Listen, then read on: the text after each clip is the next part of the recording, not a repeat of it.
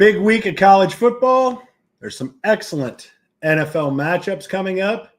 We're going to break it all down last week and coming week, all on The Bottom Line. And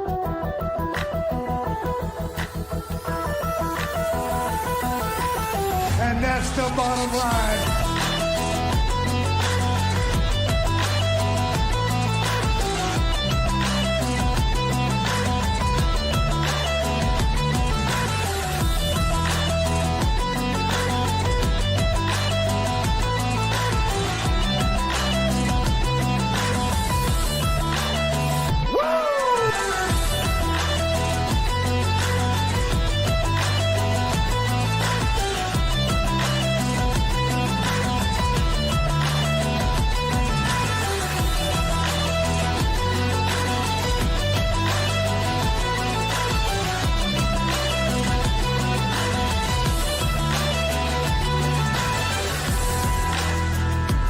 You want a war? You're going to get one.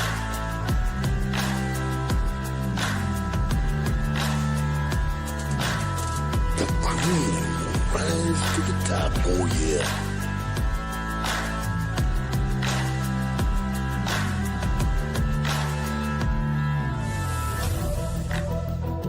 Now you want to get nuts? Come on, let's get nuts.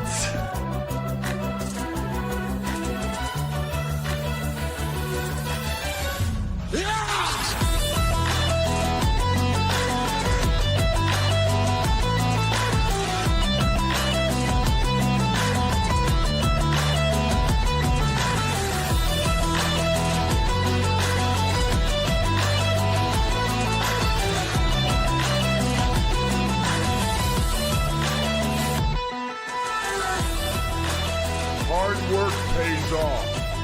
Dreams come true. Bad times don't last, but bad guys do.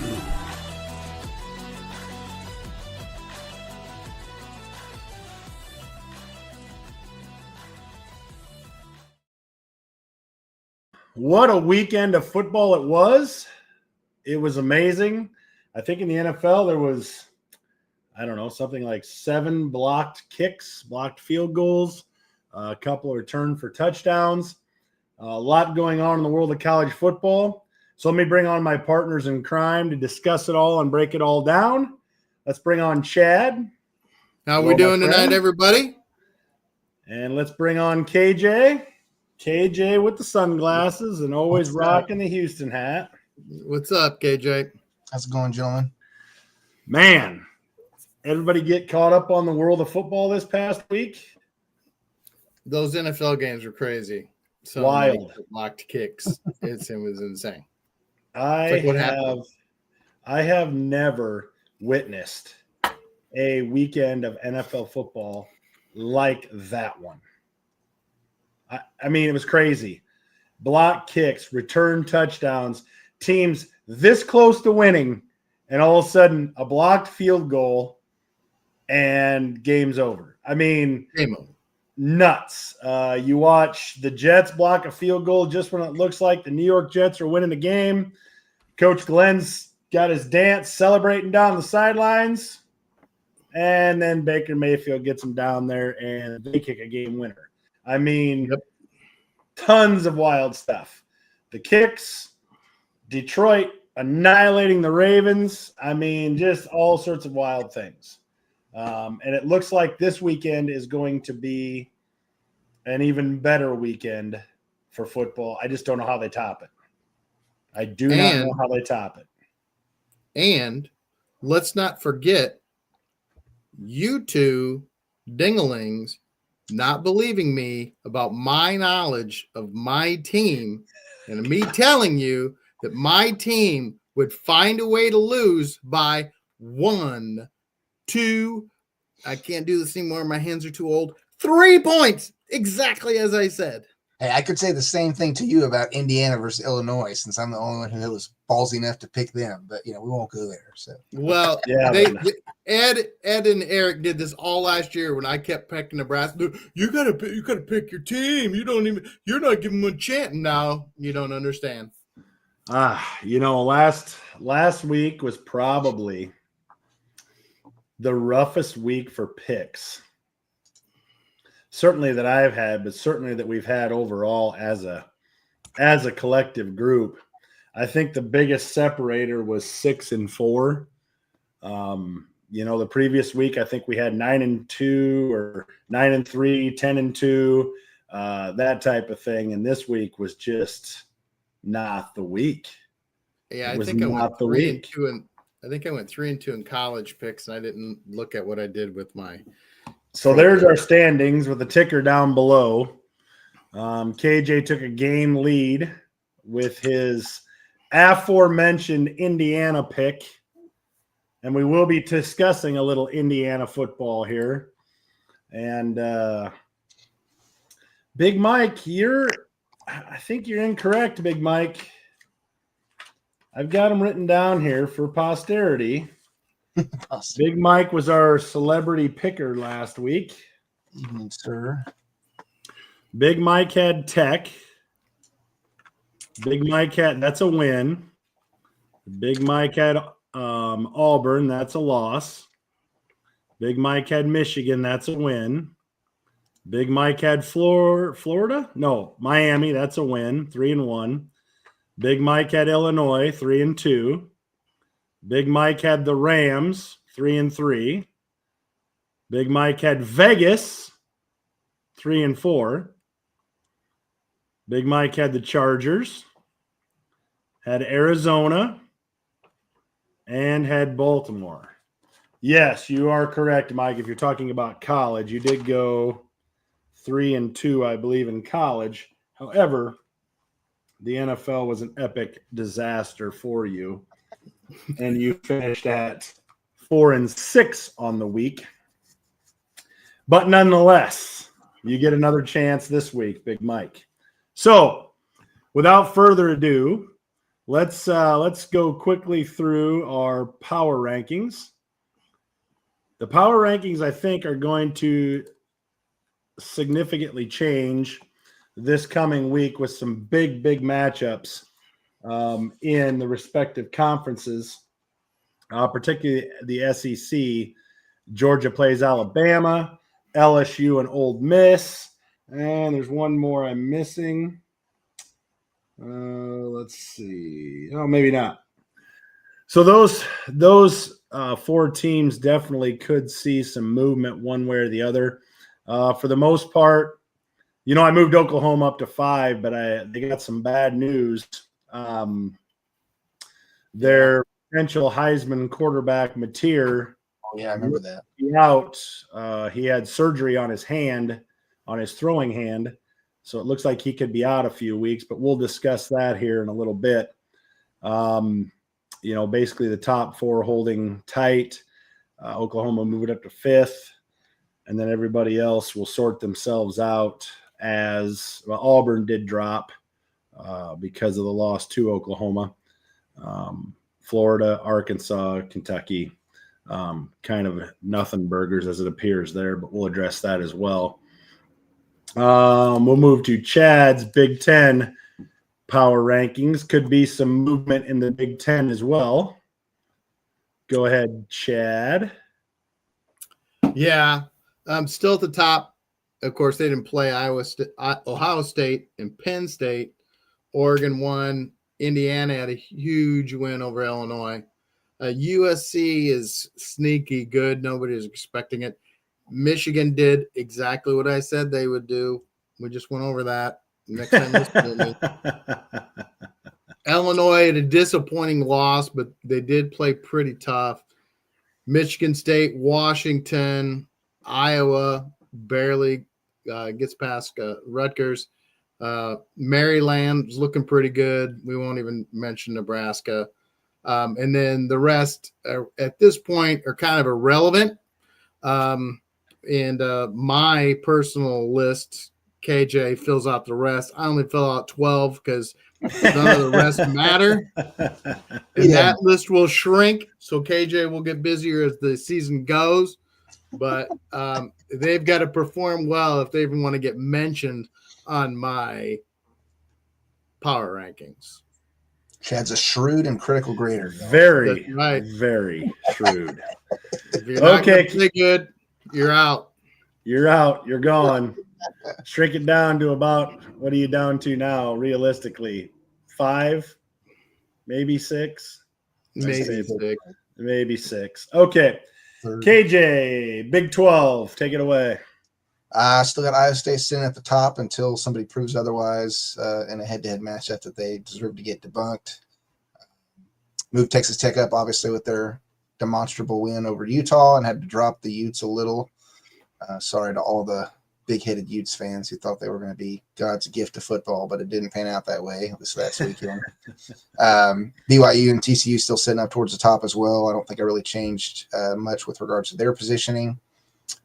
Most of the middle guys outside of Utah stayed pretty much the same, aside from Baylor. I can't remember if I had them at 9 last week or not. And then I did move up Colorado based on the win they got, respective comparative just to West Virginia alone. So kind of they were side by side last week. I flip-flopped them due to the strength of win there. And I think I want to say West Virginia lost. So where their schedule so far, I don't feel like it's been dominant enough to give them the head-to-head lead over Colorado. So that's pretty much it for the most part. We'll see how things continue to pan out. I think this week and beyond will be really, for the most part, all head-to-head in-conference games. So As soon as we get into the conference game, it'll start to sort itself out without question. for sure. Yeah. Maybe the Okies can pull out a couple wins this season with Gundy finally getting the boot. We'll see. I don't know. I don't know. I think they're in real trouble, but we'll talk about that too. Yeah. Okay. ACC for week 5. Miami's still sitting at the top, as everybody can see. No change there. Really, the top, I think, 3 or 4 haven't changed, reflected from this past week. Syracuse obviously got the good win against Clemson. Is it a good win though? I mean, it was close. I'll say that it wasn't demonstrable. And speaking of quarterbacks that went down, Eric, I think that was the other team I remembered when you made that comment about Oklahoma. I want to say their QB got a Achilles heel injury or ACL or something, and he's out for the whole season. So Syracuse? So as much effort as they put into that game, it's a death sentence almost for them for the rest of the year. I feel like I don't know who their backup is, so maybe that guy can shine bright with his opportunity now and kind of have a Tom Brady breakout opportunity, but we'll see. And then the rest of the bottom feeders, as Chad would say, the bottom half of the ACC is what it is. Tigers are probably the biggest, I'd say, surprise so far from what we've seen in terms of I don't know. performance. I also think Florida State is a surprise. I mean, last year, especially demonstrable improvement from last season. We had Florida State as a dead program. They were doomed, and looks like they have things turned around. Maybe they're on the rise again. Maybe our reading of their demise was a little premature, but Florida State fans got to be feeling good about that. Without question. Okay. Lot to talk about in the world of college football. We have seen some movement. One of the biggest movements that we have seen is our everybody's buddy, Mike Gundy. Everybody's I'm a man. buddy. I'm 40. Man. You come after me, you know. You don't go after my players. You come after me. I'm a man. I'm 40. I color my hair. Yeah. 21 years Wow. at Oklahoma State. And he was let go. Oklahoma State has not been the same for, oh boy. I mean, they 3 or have been 4 a years. down program for quite a few years here in recent memory. At one time it used to be, Oklahoma State was right there with Texas and Oklahoma, fighting in the Big 12. And for whatever reason, it's so hard to understand how these programs go from, top tier programs year in and year out to just falling off the map. I mean, you can make an argument, and Chad, you would know best about this. Tom Osborne leaves the program. Okay, you can understand a fall off there. Like, you can understand Tom Osborne is no longer there and so on. But this guy has been there for 21 years. Like, what happens to the pudding, if you will, with some of these coaches? I mean, it's amazing to me how bad Oklahoma State is. Well, what direction does Oklahoma State go? Do they, they try and go after Cliff Kingsbury? I think he played. Did he play there or did he play at Tech? But he's a Kingsbury was at Tech. Tech, I think. Was he? Did he play at Tech though, or did he play at Oklahoma State? That's what I'm saying. I want to say he played at Oklahoma State. Do they go after Cliff Kingsbury? Do they go steal somebody from Miami or Alabama or someplace else? It's already stirring around with guys like what's his face from UTSA and pulling up, group of 4 guys as well. So I mean, there's options. And I couldn't complain about that. That's where Matt Campbell came from for the Cyclones. So I mean, it's not like that's a bad option at times. But Oklahoma State, a once proud program. They got the oil money too. Yeah. I mean, you would think that things were set up for them to be successful, but it just has not happened here at all. He just got stale. Yeah. Maybe going someplace else will be good for him. Maybe he'll just go to TV. I mean, he's a colorful character. Maybe he'll get on TV someplace, or maybe he'll go coach someplace else. I suppose it all depends on how much is left in the tank. What do you have left in the tank to go take over a program and rebuild it? Obviously, if he is going somewhere, it's probably to rebuild a program. What does he have in the tank for that? Who would want him? All those questions will have to be asked, and I guess a lot of them only he can answer. But let's bring up another quick little photo of somebody who would appear to be on a serious hot seat. I do not, for the life of me, understand what has happened to Clemson. I mean, we talked about this last year. We talked about Dabo's philosophy of, growing them within the program and not using the transfer portal a whole lot and not believing in nil and everything that goes along with that. But is it burning him, fellas? Is it burning Dabo? Oh, for sure. Seems for sure. I mean, friend of the program, Brett, sent us a thing today about what the top 7 transfer portal teams are all undefeated. Yeah, the top 7 transfer portal classes in college football are 27-0 at this point. LSU was number 1. Texas Tech was number 2. Miami, the U, number 3. Ole Miss, number 4. Oregon, number 5. Florida State, number 6. Oh, wow. And Missouri comes in at number 7. And I would say that of those 7, Missouri, who is undefeated and does have a tough schedule, is probably the shakiest of the 7. Yep. And Missouri's good. Mm-hmm. But they're probably the shakiest of the 7. So, well, according to KJ, he probably thinks Tech is the shakiest of the 7. I don't know if I'd argue that. I can acknowledge that SEC is a stronger conference. So I mean, I would give respect to that. I'm going to tell you right now, and I said this last year, and I'm going to say it again this year. Tech is going to be a real handful in the Big 12.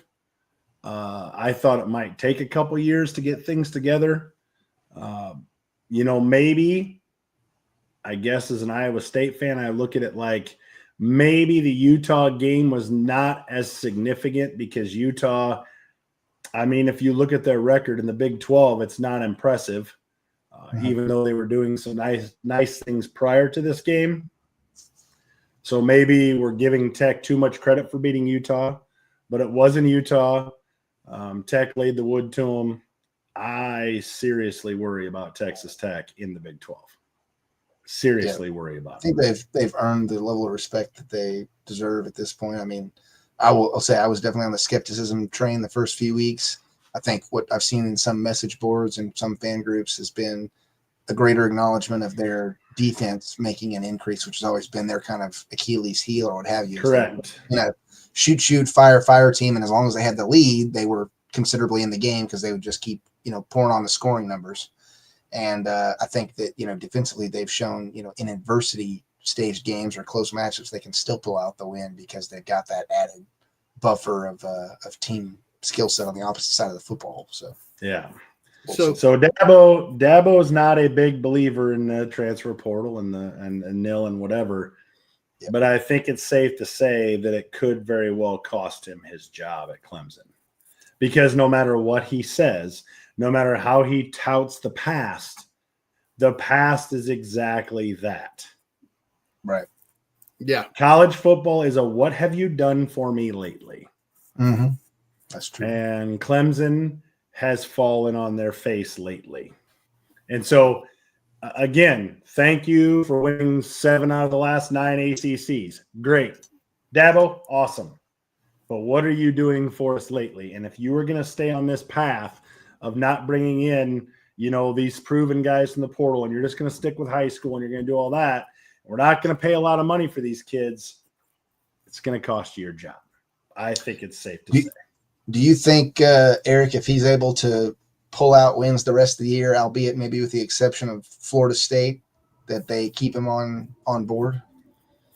Like what would you, at this point, what would you say he has to do to keep his job? Where would you kind of forecast the threshold? It all depends on where Clemson, where the athletic director and the powers that be are sitting. Right. There are people out there that value the past. I mean, look what he's done for our program. Okay. If Clemson is that way, then I would say, regardless of what he does, he's probably safe.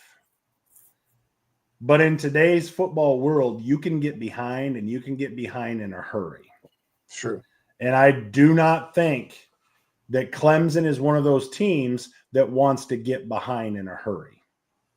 Yeah. So either there has to be a post-season meeting with him saying, listen, I know you don't like it. I know you've gone on record saying we're not going to do it, but we are going to do it, or you won't be here.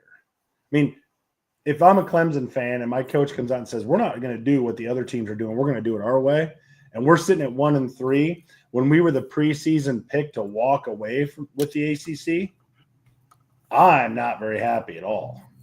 Right. Not one bit. And, bottom line, that's what it really comes down to. So we'll see what the Dabo situation ends up in Clemson. Another name that's got to be on some serious thin ice is Billy Napier in Florida. Okay. Florida had some, I guess you call it some optimism heading into the season, and they have really fallen completely flat, sitting at 1-3. Okay, Florida, another proud program, very similar to Clemson, very similar to Oklahoma State. Maybe even they have more so to be proud of. How long does Florida wait before Billy Napier gets booted? KJ, how long's he got? Oh, Does he man. make it through the year? I would definitely say I think his seat is hotter than Dabo's, as you already stated. While some would argue that having greater parity in a conference like the SEC is beneficial because it could sometimes conceal, so to speak, some of your losses through the year. I think the general expectancy with every team within that grouping is of a higher standard, and thus the critical review of your performance year to year is a lot more with the microscope than it maybe is in other conferences. And I'm looking at their schedule now. I mean, they don't exactly have a cakewalk by any means. No. Texas is not an easy matchup next week, but I will say maybe they're blessed in the fact of all the things we've seen so far with Archie. Maybe that, Arch maybe having a problem still at that point and giving them the opportunity to come away with a quote unquote upset. But I mean, they've got A&M after that. They played Georgia. What is that, week 7 or 8? Right. And then they still have to go through like Tennessee and Florida State at the very end of the year. Not to mention Ole Miss, who I think is still on a significant role right now. So, I mean, they have a pretty tough gauntlet of a schedule. And I would definitely say they can't keep just dropping L's the rest of the year and him expect to keep his job. I would say without a doubt, he'll probably be let go if that ends up being the remainder output of the year, but we'll see how that pans out. In these situations, when it comes to a Florida or it comes to, there was talk about, an LSU and all these things. When you have a Florida, they have the athletes. Right. Maybe not national championship athletes, but certainly the athletes to be more competitive than 1 and 3. Yep. So when you have the athletes and when you have those things, to me, it boils down to coaching. You can make an argument, and we could both say this. You can make an argument at Iowa State. You can make an argument for Houston. Like, you can make all those arguments for maybe those teams that, hey, Coach Campbell's doing the best he can with the athletes that Iowa State's able to bring in. Right. But the thing that Matt Campbell is able to do is he is able to do more with less. Then you look at Florida in this example, and you look at Napier, he does less with more. Right. There's more money for Florida than there is Iowa State. There's certainly more athletes at Florida than there is Iowa State. But for some reason, they can't get it done. That's the biggest thing. That's the biggest problem. Hello, Amanda. That's the biggest problem that I have with coaches like Napier, coaches like Dabo, is you are in a program that can bring these guys there, and you're 1 and 3. I mean, I have little sympathy. Do I think Florida's going to hang on to him? I really don't. I really do not. What year is this for him? Is this 3, Chad? I don't know. If it is, If then it's I'm 3. just looking back over their performance over the last 2 seasons. If that's the case, then I can totally see why you would say he's kind of already doomed at this point. But I mean, the thing I guess I look at with their schedule so far through the year and trying to be like give credence or grace to contextual acknowledgement of things, like, yeah, the worst loss so far, obviously, I think, is the South Florida one. The margins don't look good when you look at the LSU and Miami games that they lost, but then you could argue, well, if, LSU still remains to be seen, in my opinion, on how good they truly are. We thought they were really good with the upset against Clemson, but now we're seeing Clemson like fall off the map completely. And it's like, well, that win has a lot less value now. Yeah, right. So they have to substantiate their level of prowess through the rest of their, season production and wins. If they're able to do that, then you could are still, again, playing devil's advocate, make the argument, well, that was once again just, one of the better SEC teams. They couldn't pull out a dub. But yeah, I would say after those 2 games in conference, or one in conference, one out, against arguably currently top 5 teams, like you have to produce something through the rest of the season to substantiate even an argument to keep your job, in my opinion. You can't ride the loss train. For sure. And that's the argument. Especially when you're in the state of Florida. Right. That's a stupid competitive state. Yeah, it's like Texas. The high. Brian Kelly at LSU, same thing. Okay. You mentioned how big was the Clemson win? Right. Well, I don't know. It's looking worse by the week. You look at LSU, and again, I would argue they have a top 10 roster. Some would argue, and I've had conversations with guys say they have a top 5 roster. But if you don't win with that, to me, that's when it boils down to coaching. You have the pieces there. You're not putting them in a place where you can be successful. So that to me, and I think this applies to Florida too, as Chad mentioned. I mean, it's Florida. It's the Florida Gators, for crying out loud. Right. It ain't like you're out there scraping the bottom of the barrel because the Iowa States of the world have taken the best players already. Like, you are a premier program and you are not getting it done with the athletes that you have. Period. Yeah. Yeah. It's so Florida State, Miami, they have no excuse. Talent is everywhere. Southern Cal, UCLA, Southern California is another hotbed of high school football. You have no excuse to be losing when you have all that talent around you. And then Texas A&M, those big Texas schools. Sorry, I didn't mean to leave you out there, Houston. It's all good. They have no excuse for losing either with the amount of high school talent that's in the state of Texas. I mean, it's insane. Yeah, For sure. It's insane. and when you have the money to keep them, Yeah. it's like shooting fish in a barrel. Right. Yeah. And so I have very little sympathy for Billy Napier, the Dabo Sweeneys. You have the program, you have the tradition established. Yeah. I mean, they've got orange juice money. I mean, they can spend that. They're loaded, man. Loaded. Okay. A couple of fringe ones that I think we need to take a look at. This one is probably proximity in the SEC. Sam Pittman, Arkansas is 2-2. They're going to run a gauntlet of a schedule. Arkansas, the Razorbacks, they've got some tradition of competitive football in the SEC. I think this guy's doomed. I just really do. And there's nothing that really tells me, for sure this guy, and I think I had some things juggling my papers around, but this is the one that I don't understand what's going on. When you look at Klubnik in Clemson, 60% completion, 6 TDs, 4 interceptions. That's not good. I mean, we're 4 games deep. Florida, Lagway, 67% completion percentage, 5 touchdowns, 6 interceptions. That's not good. We get to Arkansas, it's a different story.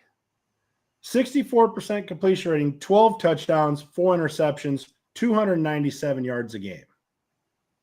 And they sit at 2-2 with the toughest SEC schedule coming up. In my opinion, schools like Arkansas do themselves no favor expecting a coach to be able to flip it around in 2 or 3 years. Right. They are not, I'm sorry, Arkansas, you aren't that. But what you can do is be successful if you give your program continuity. Let the big schools chase the crazy hires, fire coaches after 2 or 3. You need to stay the course. You need to back your guy. You got to make a quality hire and keep him there. Now, if he's a moron, that's another thing entirely. But I mean, I don't know if the evidence speaks to the guy's an idiot. So I think you can't be chasing lightning. You can't think, well, I can be Florida State just flipped around. They're Florida State. You're Arkansas. There's a distinct difference here. There is a big difference. And so I think, I would say Napier and Sweeney are probably more so on the hot seat than Pittman, but I definitely think he deserves a mention. Last one that I put up here, and then we'll move on. I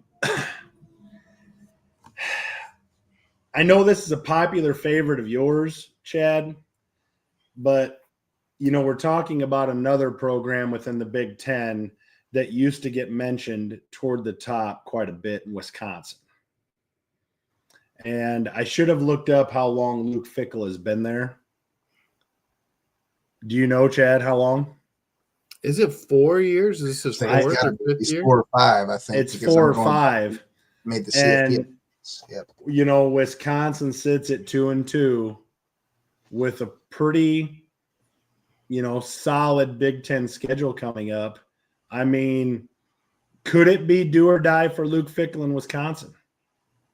I just think it's karma coming back on Wisconsin fans who like to pee in giant beer cups and throw it on opposing fans. I think knew that that's was what this coming. is called. I think that God has smited them, and maybe they will learn instead of, oh, I have a cup full of piss. You know what? We are degenerates, so I think I should just dump this over my head as just payback to myself for my reprehensible behavior in the past. Yeah. Take Well, some of that on. And you just tag JJ Watt in our show so that he can hold his own fan base accountable and police Yeah. his fellow alumni to do better. That's what I mean, you talk to, I know a lot of Hawkeye fans that have gone to games in Wisconsin, and to a man, they say it is awful. Yeah. Awful. I'm not making this stuff up, guys. No, right. I mean, I've never heard. And these are the same fans who pack into Lambeau Field. Yeah. And so these are the same people. I mean, it's not a joke. KJ, in case you weren't wondering, more alcohol, and specifically beer, is consumed per capita in Wisconsin than any other state in the country, and it's not close. I don't even think you need to do this I per heard the capita. stats I on think that. it's just straight up. their annual consumption went down last year, so they're trending in the right direction. But out Nashville, Did they legalize marijuana? Did they legalize marijuana in Wisconsin? I don't know what they did, but there might be some offsetting factor for sure. Yeah. So I definitely think that he deserves a mention on here because, again, another proud program that just is not getting it done. And if he is in his fifth year, I mean, clearly, he is definitely there. That's a full cycle of recruits to get something going, to your point. Yeah, right. So yeah, let's move on. I know this will tug at the heartstrings of KJ for sure. But after this weekend, and I know you have an explanation for this. Don't fall out of your chair. Sorry, excuse me. But Hard time. after the dismantling of Utah at Utah, many people, including myself, as I kind of predicted this, it may be 1 year earlier, believe that Texas Tech, even though you have them at 3 in your power rankings, believe that Texas Tech is the team to beat in the Big 12. In fact, I've seen some playoff scenarios where Tech is the team, and they're no doubting it. So KJ, talk this Iowa State Cyclone fan off the ledge and tell me that my prediction about Texas Tech is not going to come true. Can't speculate with 100% confidence on who I think is going to be in the championship game. But I've looked at their schedule. I've looked at Iowa State's. I've even looked at ours and like a team like TCU, who I think is a dark horse to make a run within the 100%. conference. And I mean, I just don't see anybody coming out without a loss, I guess, to put that lightly. And when it comes down to that, then it's a matter of, okay, well, if we end the year similar to how we did this last year, where I think we had, a 3 or 4-way tie at one point. 4-way. It's going to be, the certain head-to-head matchups, or I forget all the secondary rubric by which they figure out their grade on who takes first place. But it's going to come down to those kind of secondary grading factors to determine who actually makes it to the dance. And that's not to say Texas Tech won't make it. I'm just saying as good as they are looking, and I will give them all the credit in the world, they are looking good. I mean, it's still early in the season. Like we have a lot of games left to play. They don't have the hardest schedule in the conference, I don't think. But I mean, I don't think there's a cupcake walk either. So it really depends on how they do the rest of the year. I guess it's too close for me to call personally, I would say. But The thing, but your Cougars can make a statement this Saturday, right? Agreed. And I think from my own bias perspective, what my hope is, and this is ambiguous. Obviously, it doesn't actually attribute anything long term. But in my eyes, I looked back even just earlier this past weekend over what the scoring margin was that Texas Tech had over Oregon State 2 weeks ago when they played them before playing Utah. And in my eyes, as a Cougs fan, I'm going, okay, if we can beat the Beavers better than Texas Tech did, then it still makes us look that much more competitive when we go to face them. Week 6, I guess. So, at home. So I still hopeful that we can, give them a run for their money next week, not this weekend when that comes up. But obviously we've got to play the current team we've got this week well to do that. And like I said, we're not the only, I know we've got the harder slate than anybody compared to how we did last season. And I'm not going to shy away from that by any means. Texas Tech's got a good squad. We already touched on the defensive factor. I think it's just going to be a matter of, can they get wins when they need to? Can they skate by with only losing like one game, like I said, because then that at least keeps them in kind of the tie-breaking potential contingency at the end of the season. Because if you lose more than one, then there's a real risk factor of, okay, as I said, I think it's that close this year that really you can only afford to have one loss, and even that's shaky because you're already in a tie-breaking potential scenario with that. So. Right. I mean, when you look at your power rankings again, the thing that I love about the Big 12 that I don't necessarily love with some other conferences is, I mean, realistically, the conferences, I view it as wide open. Yeah. If you had $1 million, who do you put on that wins the Big 12 right now? I mean, realistically, you could go all the way down to Baylor. And don't count out Arizona. If Arizona beats Iowa State this weekend, they're in the mix. I mean, just because we think, right now, Scott Frost, I know you love him, Chad, but he's got UCF playing again. Yeah, maybe he's on the booze yet. I don't know. But to me, I love the competitiveness of the Big 12. You know what? I love my team to be the Ohio State of the Big 12. Sure, I would. But to me, this is the most competitive league out there. Because when you look at these others, you look at the Big 10, what did Chad say? You can cut it off at 5, probably 4. Well, okay. So that means 14 teams are out of it and have no shot of winning. When I look at the SEC, it's probably going to come down to 4 teams. And that's it. LSU, we'll see Texas, maybe one of those that drops out of there. Oklahoma's going to struggle now with Mateer gone for probably 4 weeks, maybe. And don't sleep on Alabama. They get it figured out offensively, they could jump in there. But, there's not too many dark horses. ACC. Are we talking about 3 teams? Probably 2, Miami and Florida State, and that's it. So when you look at the big – what's that? Okay, I see what you're saying, but I just want to make sure that you're not saying that you think the national title winners coming out of this. No. Okay. I'm talking about simply. I didn't hear him interject CFP somewhere in his spiel, Chad. Somebody's going to make the playoff. Yes. What I'm talking about is just the conference itself throughout the year to get that playoff spot.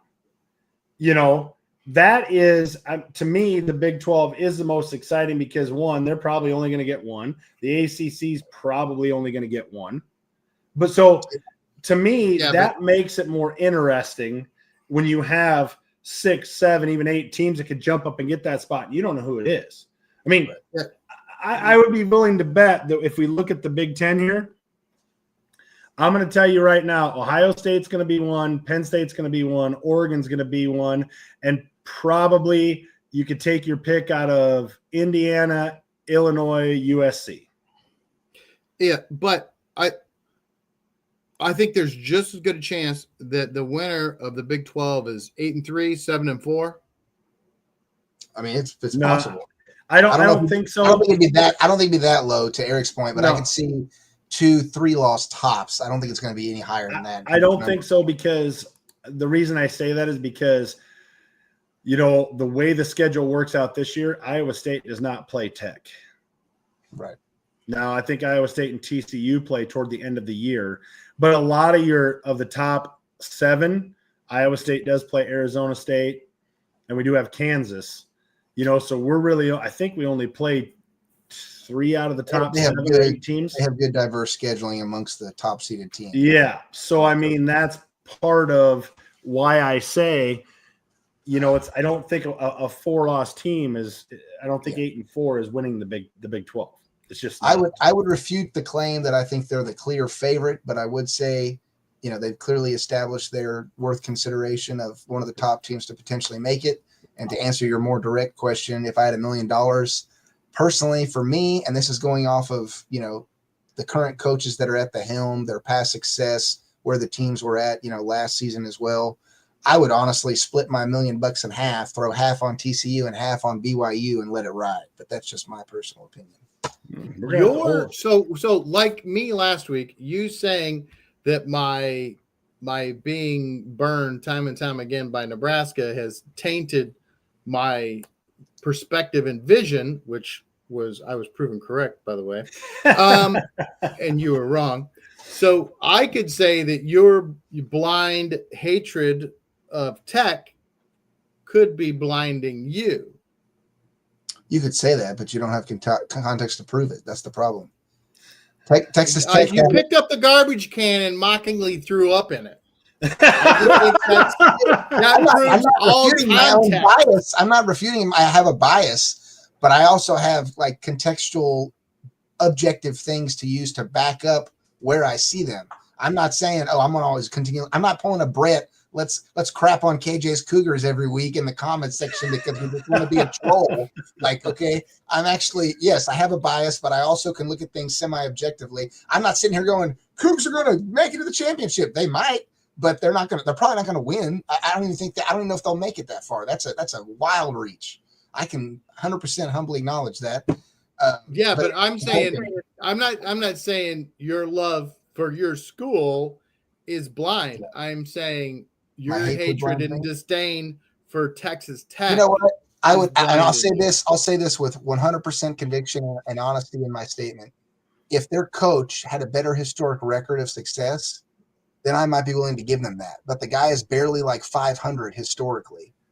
And, I'm sorry, but we've already proven in other conferences, if you don't have a good coach, you can have a great roster, but in critical moments, you're going to fall apart and crap the bed sometimes. And that's why I just don't have enough faith to ride on it, even being a quote unquote favorite. Like I would. Clearly KJ is not self-aware. That's what that is with KJ's statement there. That is a good lead in to the next topic. Chad, you're going to have to move just slightly to your right, I believe, so we can see other way. There you go. Let's see. Penn State and Oregon. They would argue that this is the biggest game of the weekend, and quite possibly it could be. So, KJ, you said when talking to Texas Tech that he has not proven that he can win a big game. So now we come into Oregon at Penn State, and now we're talking about Franklin. Can Franklin win this big game and establish Penn State as, maybe better than the number 3 team in the nation? Or do they light a big one as they have in the past? What is he, 1-6, 1-7 in these types of games? And Oregon walks out of Penn State with a victory. Short of giving your picks, because we will pick this game, right? What say you, Chad? Can Penn State, is Franklin going to be able to lead Penn State over Oregon potentially? Or is that fool's gold and Oregon walks out of there? Potentially, anything could happen. Right. But he could. He's got to learn to get over the hump. He's got to figure it out. And this is coming from a guy whose team is lost their last 26, 27 straight games against just ranked opponents. Right. So it's a mental block. And at this point, Penn State might have a mental problem trying to get that done. He's really good at winning all the games he's supposed to win. But when it comes down to try and beat these beat teams in these big games, and it's at Oregon, correct? No, it's at Nope. Penn State. At Penn State. They do Oh, it it's home at field Penn advantage, State. so Okay, yes, yeah. that helps. So they'll give them a whiteout or whatever, Right. whatever they do to try and help them. But they've also lost those games, so he's got to learn to win them. If you want to be the big boy, if you want to be one of the big boys and be in it every year, at some point, if he doesn't start doing it, everybody's just going to figure he can't do it. Right. KJ? Yeah, no, you and That was you very and Eric- politician of me, right? I said That something was. without saying something. That You- was you very and Eric good. You hit said on the something money without there. saying it. I mean, the last 2 years, their most notable losses and only losses for that matter have been against the top ranked 5 teams. Ohio State, Oregon last year. The year before that, it was Ohio State again and Michigan when they were ranked number 3 in 2023. So, I mean, it's clear that's the last hoorah or last rung in the ladder that he has to, eclipse to really establish dominance. Seems like he needs the ghost of Joey Paterno and company to come out like angels in the outfield and just lift them into the end zone, on those critical plays so they can pull off the dub. But we'll see. I definitely think having home field advantage helps, no doubt. And from what I've seen sometimes, obviously, and I think it helps that they're so far are undefeated, is that, you get to this point in the season, midway through, so to speak, you can be a quote unquote trap team for an opponent that's, coasting on a lot of wins and arguably in a championship scenario would be the clear favorite, would, nearly always win it from a statistical standpoint. You have an opportunity in a regular season matchup to maybe, shake things up and pull off a dub, especially being at home. So We shall see, and we will make the picks when we get there. Okay. Real quickly, I think with this past weekend's win, and it was a big win in the Big Ten, Indiana spanked Illinois. They didn't just beat them. Yeah. They took them behind the gym the woodshed.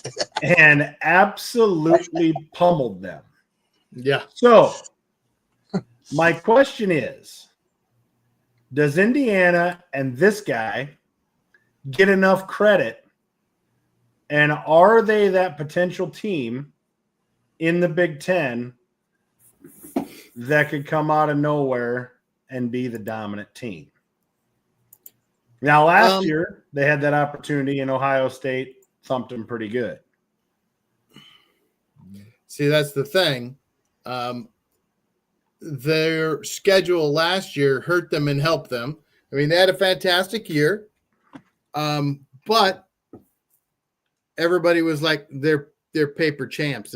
It's not going to hold true. They're not going to be able to do it, and which was correct. I mean, they beat everybody in front of them. So they did their first hurdle. They beat Illinois. They got, the kings of punting this next game and against Iowa. And then they have to go to Oregon. So he's going to get tested this year. And we'll see what he does. I mean, he's got Oregon and he's got Penn State left on his schedule. So he's not going to be a 11-0 beating a bunch of nobodies this year. Right. If he goes undefeated this year, he's beating some teams. For sure. Which will elevate them up. But is he right now getting the total respect that they deserve? No, they're not. I mean, last year helped them and hurt them all at the same time. Yeah. I mean, he has done a phenomenal job. You want to talk about one of those coaches that took a program that was a nothing burger for a long time. Basketball school. Nothing burger. Right. They were the epitome of basketball school. And he has turned that program around to where in a very tough and arguably best conference in the nation, he has put Indiana in the conversation. If you'd have told me this 10 years ago, I'd have been like, yeah, right. Yeah, sure. No chance. If you'd have told me this at the beginning of last year, I'd have said no. Yeah, I've been like, no, I think you have been drinking a little bit. But nonetheless, he has Indiana poised to make some noise again, and we shall see if they are able to do that. So, last one. And we touched on this just a little bit, just when it looks like Venables in Oklahoma are poised to make some noise in the SEC. We heard that Mateer, Heisman hopeful, had surgery on his throwing hand and is done for, it sounds like 4 weeks, so 4 games. Now, you got to be quicker than that. yeah, I mean, in some cases, the guy holding the clipboard is always the most popular guy on the sidelines. However, with the way it has gone for Oklahoma, I cannot believe that is the case. With wins over Michigan and wins over ranked Michigan and Auburn. I kind of feel bad for Oklahoma because it's tough for me to say this after them being in the Big 12 for years and thumping us, but I just think that, you know, Oklahoma is one of those programs, and whether we like to admit it or not, college football is better when they are better. College football is better when certain programs are better. You know, you can have your good stories. If Iowa State was in the talk for the national, that'd be a good story. But if Nebraska, and I use Nebraska as an example, if Nebraska was able to get back to that national championship talk, college football would be better for it. And I think with the resurrection of Oklahoma this year, finding this stumbling block is unfortunate because Oklahoma does have a tough slate. And you're just getting into the SEC schedule and you lose Mateer. So I do feel bad for Oklahoma. I know that's tough sometimes to think of it that way. I mean, what do you think, Chad? I mean, are you one of those good for them, too bad, move along? I mean, it was interesting to see if he could save his job and get this program turned around. And he was well on the way of doing that. Yes. Like it. What were they missing last year? They were missing a quarterback. Mm-hmm. And now they had one. And, you know, like the old man with the fishing rod and the dollar bill on the end of it, you got to be quicker than that. Yeah, you almost had it. You almost had it. And so I was just trying to figure out, because I was busy with the Big Ten and everything this week, who's replacing him? What's that person like? Because because God forbid something happened to Dylan Raiola, but from the looks of it, the true freshman quarterback that we have, he's pretty dang good. So I don't know what Oklahoma has coming in, and is he going to be able to? Is he just going to be a figure to just hand the ball off, or can he play? I don't know, because so many teams now don't have quality backups because nobody wants to sit there. Yep. Nobody wants to sit on the sideline and take notes and keep stats. They all have to play. And I mean, they'll go down to Division II and Division III to play. Yeah. And those are always the big questions. You say, well, the backup, he is a Division I quarterback, he got recruited for it. Okay. But a lot of times what your backup lacks, especially when they're young, is the ability to stretch the field, is the ability to make those throws down the field to stretch defenses and things like that. I mean, that's an argument you could make, for Lagway at Florida. Do you know what his average yard per attempt is? 4.3. It's pretty short. Well, and I'm using that as an example. It's like you've got to be able to stretch defenses. You've got to be able to put pressure on them.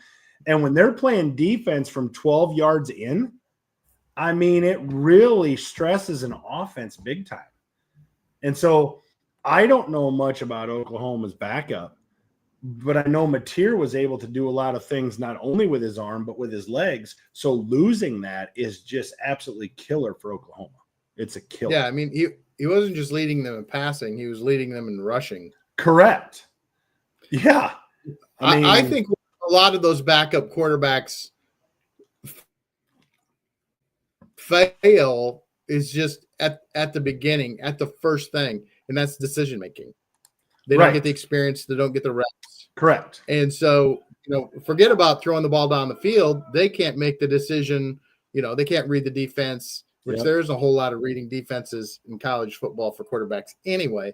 But how many reps has this kid been getting since summer? Yeah. What's he going to do? How's he going to do it? What's his pedigree? Is he just is he just the leftovers? Is he just the top recruit from the state that came in and has always dreamt of playing for Oakland? Sometimes that works out. Yeah. But it's safe to say he's going to get 100% of the reps this week. Yeah, and he's in 2 weeks he's got the Red River rivalry. So yeah, here we go. Buckle up. Good luck with that. Yep. Yeah. Okay. We better get to our picks so we get too far behind here. First game that we're going to pick. Big Mike, get ready. Number 24, TCU, 3-0. At Arizona State, 3-1.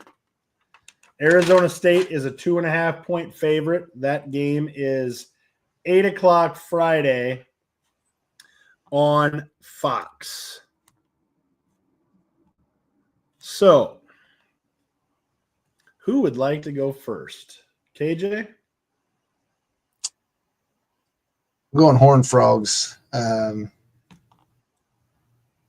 think while most people may not believe that the loss to Mississippi State was as significant because they're arguably one of the bottom SEC teams, I think it's too early to call that for them.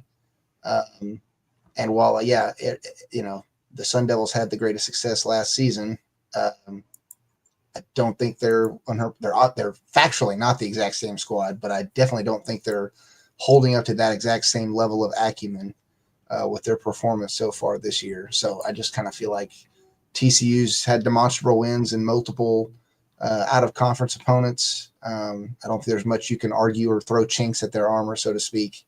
While it is a road game, I mean, if anybody has already proven they can go on the road and win, it's TCU. So I'll give it to the Horned Frogs for that one.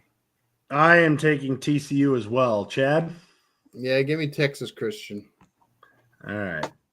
And for those at home, Ed was unable to get his picks in this week. However, he is doing much better, and you'll be happy to know that. So it will not, hopefully, take him long to get back right here on the bottom line. So keep saying prayers and well wishes for Big Daddy Ed, and he will be back as soon as he possibly can. Big Mike also takes TCU. So that is a clean sweep. That doesn't happen very often here. Next game, number 4, LSU, 4-0 at number 13, Ole Miss, 4-0. Ole Miss is a 2.5-point favorite. Saturday game, 2:30 on ABC. I am taking Ole Miss. Give me those Tigers. I'll take LSU. Chad is taking LSU. KJ? I don't like rooting against them, but I have to take the nod where it lies. I have to go with the Rebels on this one also. I think Lane Kiffin needs this game bad. I think he really does. And I think Ole Miss gets it done at home. Big Mike's taking LSU, siding with Chad. All right, let's go the big one. The big one. Number 6, Oregon, 4-0. At number 3, Penn State, 3-0. Penn State is a 3.5-point favorite. This is a 6:30 game on Saturday on NBC. Chad, Oregon or Penn State? This is tough. It is. To me, this is the toughest game to pick of the week. My first instinct is Ducks, so give me the Ducks. Chad's going Oregon. KJ? I like to be the Cinderella underdog, history breaking guy, so I'm going Nittany Lions on this one. KJ. I think Franklin needs this game bad. It's at Penn State. Oregon has to travel across the country to it. It's probably going to be a whiteout or whatever they're going to do. The place is going to be packed. It's going to be loud. Penn State's going to want to. So you don't think Oregon needs? You don't think Oregon needs to win this game? No, listen. To be honest with you, to make the playoff, I don't think either one of these teams needs to win this game. However, they both want to win this game real bad. Okay, well, you and Ed always invoke this, and it drives me insane. Such and such team needs to win this game. They need to win every freaking game, every one of them. In the past, that would be true, but with the way the playoff is set up, however, that is not true anymore, Chad. So, to get better seeding, yeah, you got to win every game. Ohio State didn't win every game. Then why does Penn State? Then why did you say Penn State needs to win this game? I don't think Penn State needs to win this game to get in the playoffs. I think Franklin needs to win this game. Franklin needs to get that monkey off his back that when a highly ranked team, when Penn State meets a highly ranked team, especially at home, they can't get it done. Well, Oregon, has got to prove that they can beat the Big Ten big boys. Their second year in the Big Ten. They need to win this game. Well, they already proved that last year beating Ohio. They already proved that last year by beating Ohio State at home. So yeah, but that was in Oregon. Oh, right. Okay. All right. So anyway, I'm taking Penn State. Big Mike also has Penn State. I would say it's more of a must-win for Oregon, only from the standpoint of when you look at the rest of each team's schedule. The two ranked opponents they have both have Indiana in common, but Oregon's got USC, excuse me. And if they fall out of the rankings, then that just bodes worse on Oregon's overall, competitive view of schedule standpoint. So, but we know how it works. They'll put Oregon in if they can. True. Next game, number 17 Alabama 2-1, traveling to number 6 Georgia 3-0. Georgia is only a 3-point favorite. Saturday game, 6:30 on ABC. As much as it pains me, Brett, if you're watching, I'm taking Georgia at home. Yeah, KJ? Brett. Oh, Chad, go ahead. Brett, I'm sorry, bud. Yeah, give me the Bulldogs. KJ? Yeah, I mean, you'd think being a Coug fan, I wouldn't be allowed to root for the canine species of any alma mater or any school. But, I'm going Bulldogs as well. So. KJ goes with Georgia. Okay, 2 more games on the slate. Next one is out of the Big 12. It's Arizona 3-0 at number 14 Iowa State 4-0. Iowa State is a 6-point favorite. KJ, being the Big 12 guru that you are, who you got? Big Mike also took Georgia. Look, I know a lot of people are going to state that Iowa's had a cupcake schedule because Kansas State fell off the map. While that may be true, Arizona has not really played much of any competition either. And I just think Iowa State overall has a better holistic team. So I'm going Cyclones again for this one. I, unfortunately, too, am going with Iowa State. I hate picking my own team, but I do think they handle Arizona. You and Chad are the rarest of breeds. God, I do, man. I just feel like we got one perennial realist that will never take one optimistic flyer on his squad, and the other guy who's complaining that he has to actually pick the team he thinks is going to win, like it hurts him somehow. I don't understand. Was I wrong last week, KJ? Was I wrong last It's week? not about being wrong and right. No. Call Was yourself I a wrong? fan and then never root for your squad. Like, I just don't get it. Oh, I root for Was my I wrong? squad, but I rooted for him. I root I rooted for for him. him my entire life. I know how this can be. Anyway, Chad, Arizona or ISU? Big Mike took ISU. Yeah, give me the little step brothers of Iowa. Give me Iowa State. You shut your mouth. I'm putting you down for Arizona. God, I hate Now, you, Chad. here's the $1 million question. Since No, he's don't not- bail him out, KJ. I hate him. We like to talk about him behind his back. Do you think Brad would eat his humble pie, acknowledging his loss from a week or two ago? And would he pick ISU in this matchup, or would he pick Arizona just to spite you, Eric? That's the question. Brett would pick who he thinks is going No, to not win. Brad. I mean Ed. Sorry if I said Brad. I meant Ed would pick who he thinks is going to win. However, I was going to put this stat up there, but I didn't because Ed's not here. Indiana travels to Iowa this weekend, and it will be the first time. You know how I always bag on Iowa for having an easy schedule and all these 8, 9, and 10 win seasons. Mhm. This will be the first time in 1,095 days that a ranked team has came to Kinnick. Has it been that long? It has been that long since a ranked team found its way to Kinnick. So what you're saying is it's over the first 3 time years. all those cancer kids in the hospital are going to get to see a real football game, Eric? That's what it Yeah. says. Well, I mean, Chances are their one team won't be punting and the other team will do a lot of punting. yes. You just decide which one is which, but we're not picking that game. So, last game on the slate, number 21, USC 4-0 is a 7.5 favorite at number 23, Illinois 3-1. 11 o'clock game Saturday on Fox. Who you got, KJ?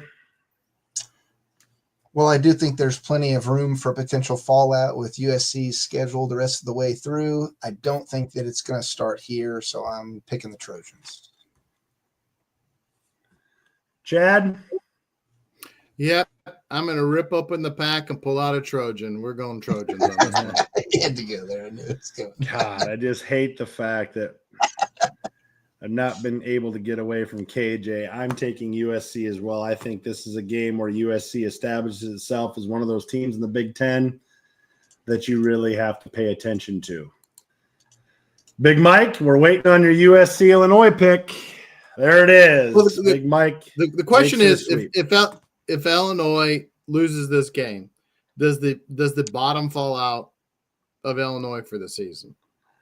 You know, playing back-to-back ranked teams, and not looking great against Indiana at all, and then getting just beat by USC would be a real difficult blow for Illinois.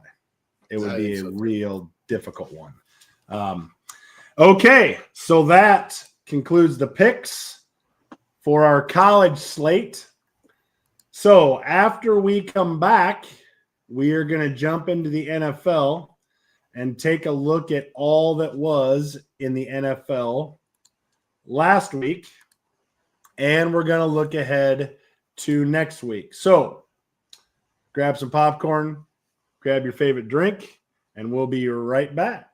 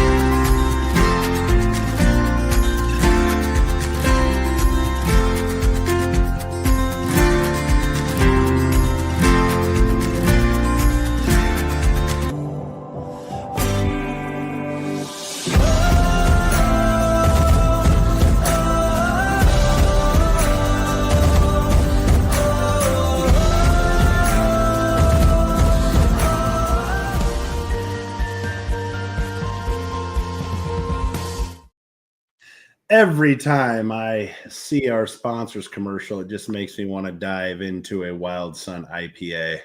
I'm telling you, boys, if you've never had one, they are absolutely amazing. I'm not an IPA guy. What we call a shameless plug. Well, I've actually been there. I'm sure you've been there too, haven't you, Chad? No. You've never been to Wild Sun? Ooh, no, it's been a Sun while is- since we've been to St. Louis. Gotcha. Okay. Wild Sun is quite amazing place, and I'm not a real wine drinker either. But my wife and I did a wine tasting there, and I was actually able to find 3 or 4 wines that I absolutely found delightful. And $60 or $260 later, we walked out of Wild Sun with wine, and it's gone. So I'm sure the next trip we make down to St. Louis, we will have to fill the coffers back up. Anyway, the week that was in the NFL was absolutely crazy. There was wild games across the board.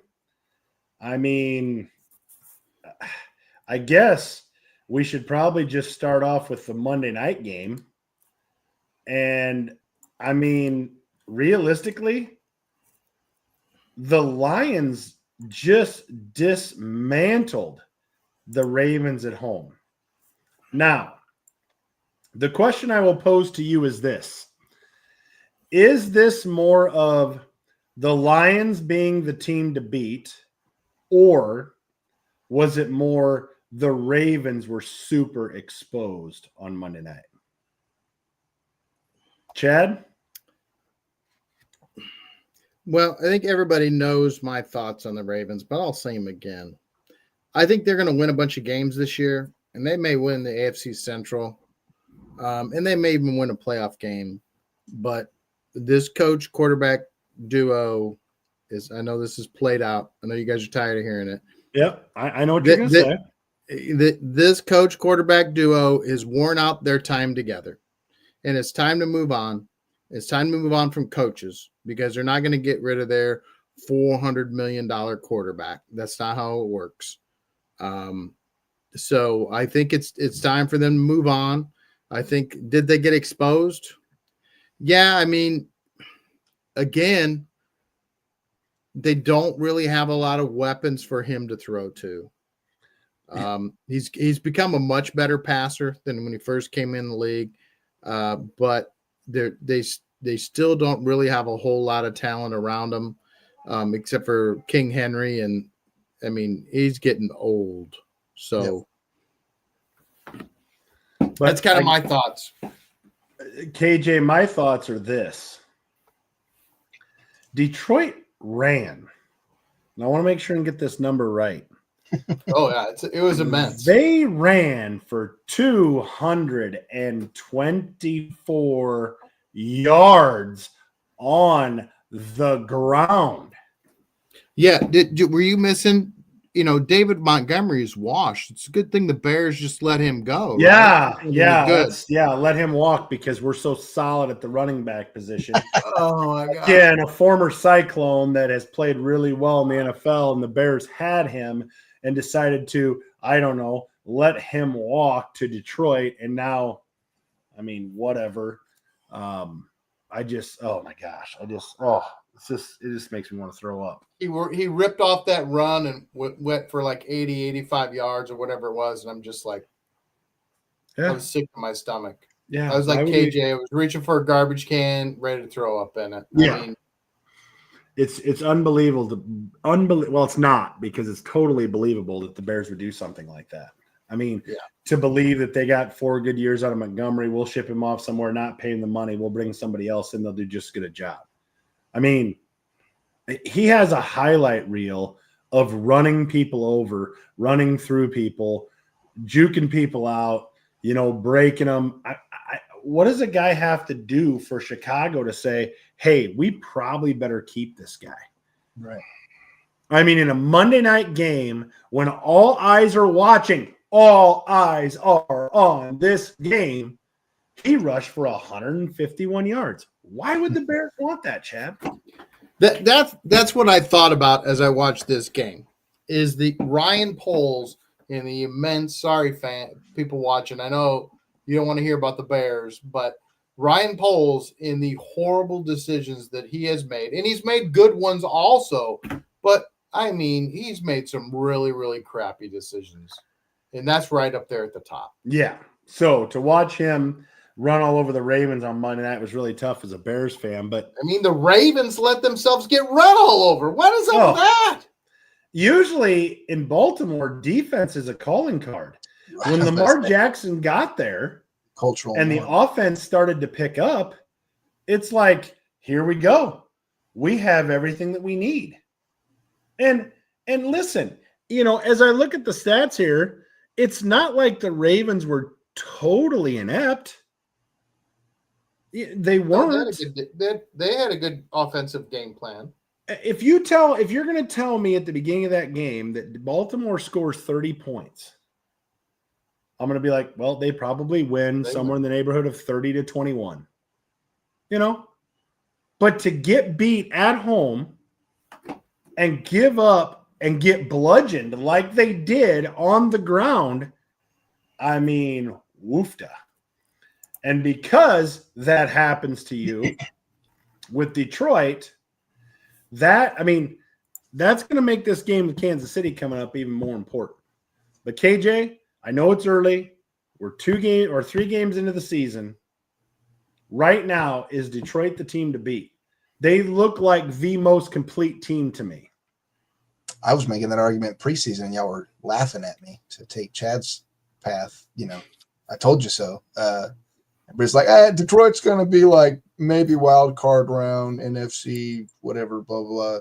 Yeah, no, I've been 100% in the Lions camp. I think Dan Campbell and co are scary, and everybody should be watching out for them. And this just echoes that sentiment.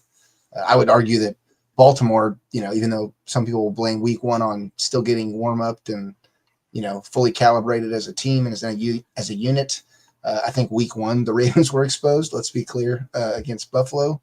But regardless, I guess I would say this definitely compounds that. So now the Ravens get, I know the final score was 38-30, but it looked worse than that. The Ravens get bludgeoned at home by Detroit, and now they have to travel to Kansas City. Okay. So we got Ravens versus Chiefs, and we'll pick this game. So without maybe we don't have it on. Yeah, we do. This is the 3:25 game on CBS on Sunday. So I know you love these, Chad. I know you love these, but you have these must-win games. These must-win games. And because I love to see your face, I'm going to take the graphic down because you're not sitting sideways enough. What? You got the Ravens sitting at 1-2. You've got the Chiefs sitting at 1-2. Which, I'll even change the question for you, Chad. Which team needs to win this one the most? I'm not going to say it's a must win for both. I'll just ask you, which one needs to win this game the most? I think the Chiefs have the best chance to win this game. The Chiefs' offense has not been particularly good. Their defense, which has been carrying them the last few years, is still pretty solid. And it looks as if the Ravens defense was exposed. However, the counter to that is the Chiefs can't run the ball. Right. Run the ball. That's my argument for this game. So will Big Red swallow his pride and run the ball this week? And can they? Can they even run the ball? They've essentially given up on Isaiah Pacheco. Yeah. He's just kind of there. He's just kind of decoration. He went from looking like a world beater a couple of years ago to he's a total afterthought in their offense. So I think the Chiefs, who have a realistic chance at making it into the playoffs and making it deep into the playoffs, and possibly on the outside chance making it to a Super Bowl, they need this win. They got to get back to 2-2. It's at home. They got to get to 500. They don't want to go 2 games under 500 at this point in the season. That's my opinion. KJ, what do you think? I would agree with the sentiment that I think it's more of a must win for the Chiefs. Just kind of looking at, each of the team's respective divisions they're in. I think the margin for error and general competitiveness is definitely higher in the AFC West in terms of somebody pulling away with a demonstrable lead versus the AFC North with the Ravens, where they can afford to lose 1 or 2 more and still have, even contention to take the number 1 spot in their division. With that being said, honestly, I'm starting to, I don't know if they've ever started this poorly to start the year. Maybe I haven't followed the Chiefs as religiously as other non-faithful fans of that team, but I'm going to start saying I think the writing's on the wall for them. Like, I love Andy Reid. I've always been a fan of his ever since he was with the Eagles. But I think their dynasty of success is maybe starting to dwindle. And if, aside from a formal public marriage with the zebras on the field, I just don't know if they're going to pull this one out. I got to go with the Ravens. I think you both are correct in the evaluation, but I think, and I don't know, I think Chad talked about this, or maybe you did, KJ. The Chiefs division is more competitive. Yeah. You've already been beaten by the Chargers. You got the Chargers again. You've got 2 with the Broncos coming up, and you got 2 with the Raiders. And you say, well, it's the Raiders. But the Raiders always play the Chiefs competitive. Okay? So when it comes to the division, I think the Ravens have an easier division to stay on top of that rather than the Chiefs. And let's face it, when you are this 6-year dynasty that they're in, there's a lot of pressure on the Chiefs. Going 1-3 is going to really – we already saw it this weekend on the sidelines. Kelsey and Reed were bumping each other. Kelsey and Reed were getting after it. And, of course, Reed in the press conference is saying, listen, I love that. It's what we got to have. I love them fired up, and they're competitive and da-da-da. But those are cracks. Those are cracks. I don't remember seeing that when the Chiefs had a loss in the years that they won Super Bowls. I saw it last year. Yes, that's where the cracks started, but that was more toward the end of the year. This was game 3. And Reed and Kelsey are already bumping Reed's bumping Kelsey, and they're going at it and da-da-da-da. That you can start to see how the pressure is already getting to Kansas City. The pressure of the dynasty, the pressure of, the Super Bowl, and the pressure of all these things. And let's face it, Patrick Mahomes this year has been very pedestrian. When you look at his numbers, when you look at the completion percentages, and you look at all those things, he has been very pedestrian by Patrick Mahomes' standards. Now, you can argue. I think Rashid Rice is coming back this week. Is it this week? I don't think so.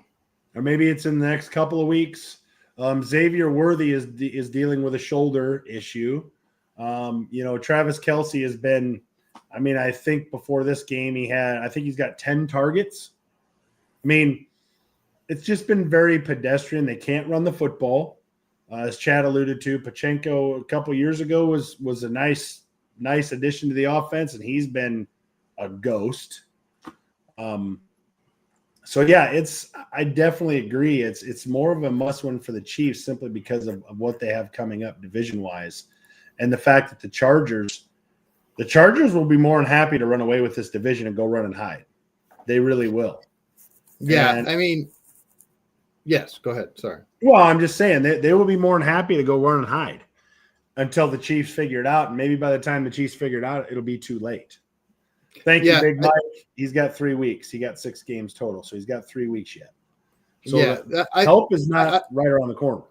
No, and to emphasize your guys' point, I mean, the Ravens have some wiggle room here. Yes, Pittsburgh and Cincinnati are both at 2-1, but I mean, Cincinnati is waiting to implode without Joe Burrow at any moment, and Pittsburgh, Aaron Rodgers, at 54 years of age is inconsistent to say the least. You don't know what you're going to get from snap to snap. So Baltimore has a little wiggle room to try and figure things out.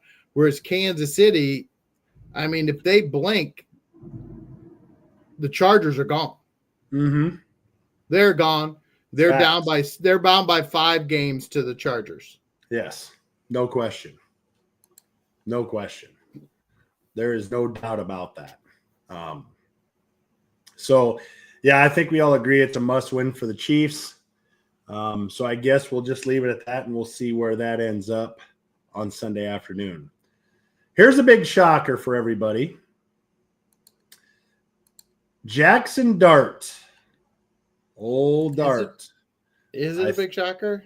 Well, no, because if you pay attention to the bottom line, you would know that we said that sometime between week 5 and 6, Russell Wilson would be Russell Wilson, and Dable would have to put Dart in there. And here we are, week 4, as predicted on the bottom line, and Jackson Dart is your starter in New York. Here's the question, and this is about the Giants, but not about the Giants. Cincinnati, what are you doing? Go after Jameis Winston. Trade for him. Give him a 6th round, 7th round pick for Jameis. Anybody. He will give you some sort of chance to win the game. He's going to go and he's going to do everything he can to get Jamar Chase the ball. I mean, holy smokes. I've never seen anything so stupid in my entire life. Because he's just going to sit there on that bench and be a healthy scratch every single week. I'll give you another name, Chad. Case Keenum for the Bears. Jameis Winston gives him way more of a chance to win. Well, I don't know. I think we could maybe argue that a little bit, but I'm just saying. Excuse me. Oh, sorry. Yeah, there are options out there. They can throw 30-plus touchdowns. Well, I'm saying there are options out there, and for Cincinnati to sit on their thumbs, I don't understand it. Yeah, I don't understand. Browning, I mean, he proved against Minnesota it ain't going to work. But going back to Jackson Dart, Russell Wilson started doing Russell Wilson things again this week. I think we all agreed that the second week was a flash in the pan, against the Cowboys, in which they still managed to lose. Russell Wilson is what I do not understand. I mean, we've said this before on the show, and I'll say it again. Teams are so quarterback starved that a guy like Russell Wilson can still get a contract. Has Russell Wilson played himself out of the Hall of Fame? I mean, I would argue yes. He has been absolutely horrible these last 3 years. And let's face it, numbers are not. This is a league that says, hey, I mean, so let's say this. If you put Russell Wilson to Aaron Rodgers, both have a Super Bowl championship. Okay. How do they fare? Well, the media thinks that Aaron Rodgers is just the greatest thing of all time. Okay, you're right. So- I would agree. So he's got that going for him. He has done and said some things to turn some people off, but Russell Wilson, with his bizarreness in demanding his own offices and all of in his own private locker room, and has proven himself to be a wacky, selfish, bizarre teammate, Right. which has really hurt his legacy. The league is starved. So the question to me is, so you can't go back to Russell, right? Right. So Dart is it. It's Russell's going to be a pain in the ass the rest of the year. So do you release him and give him a chance to go someplace, or do you try and trade him? Because he's not gonna try and help Jackson Dart in the quarterback room. no. He's not, And because he's not that and- kind of player. And so to think that Jackson Dart, people, from what I've heard this week, they're acting like it's just going to be smooth sailing from Jackson Dart. Hello, have you ever met a rookie quarterback before in the NFL? I mean, he's gonna have some rough spots if he's ever going to be anything. So you got to have somebody there. So I suppose that's why maybe you cut and release Russell, and then you still have Jameis on the bench to play if you need him to play. But I mean, I think the Giants have put themselves in an interesting position. And I know teams are starved for quarterbacks, but when I saw that the Giants just jumped on Russell Wilson after they had already signed Jameis Winston, I was like, what are you doing? Right. That's not any better than Jameis Winston. In fact, I would argue at this point in their careers that Jameis Winston's a much better player than Russell Wilson. Oh, I'm not going to argue with that. No question, I would not argue that. But you sign Russell Wilson to a $21 million one-year contract, $10.5 million guaranteed. Ladies and gentlemen, that is theft. Theft happened. Nobody held a gun. No, I know. The Giants' head. And I made know. them give him that gun. I know. But there is no other way to look at it other than theft. The theft of the Broncos, the $1 million theft of the Pittsburgh Steelers, and now the $10.5 million theft of the Giants.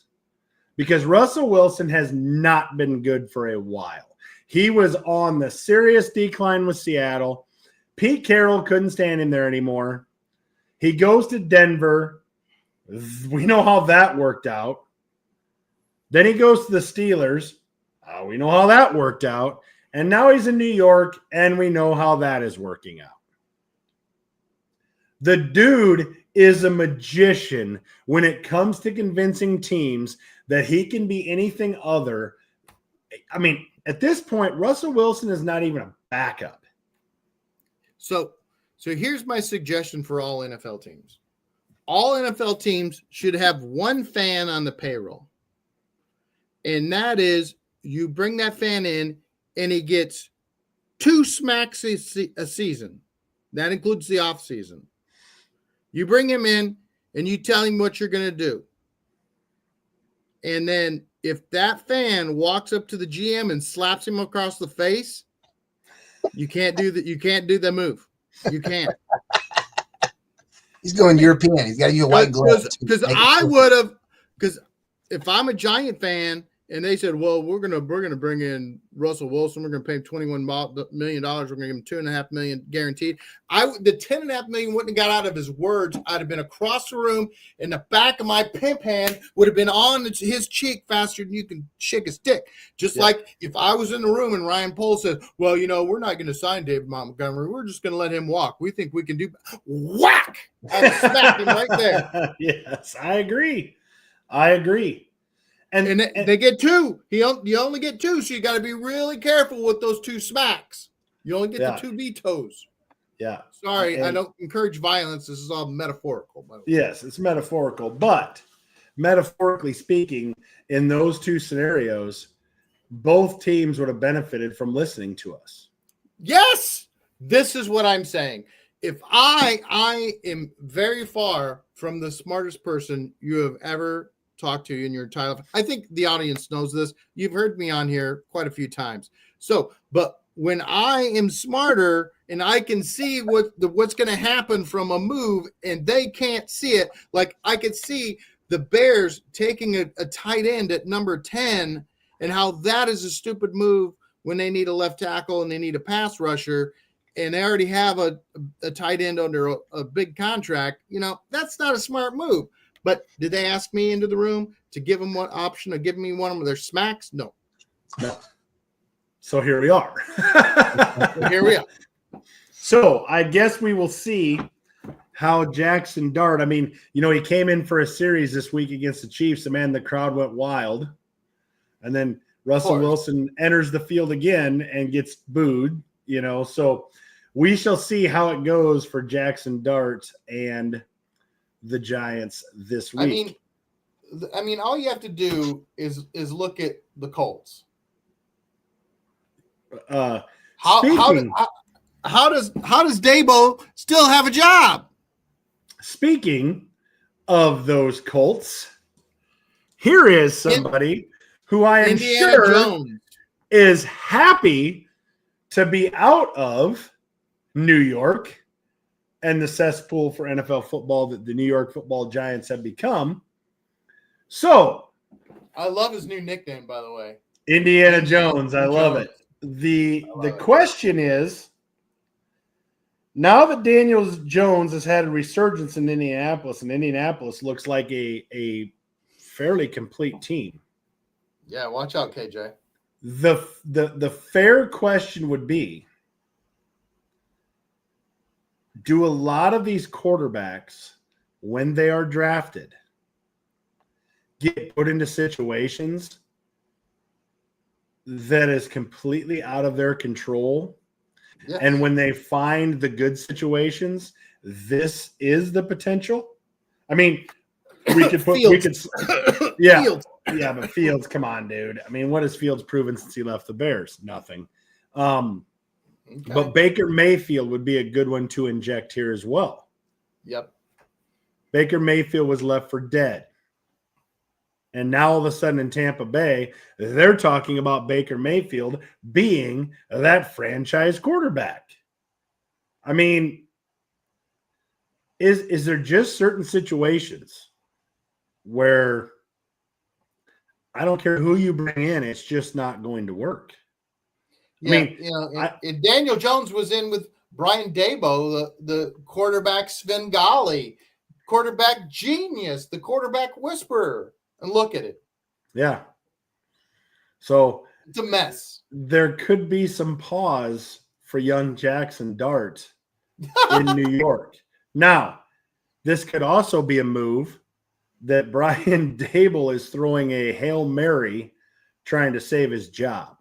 Because I said at the beginning of the season, I think most of us agreed that Brian Dable was a dead man walking.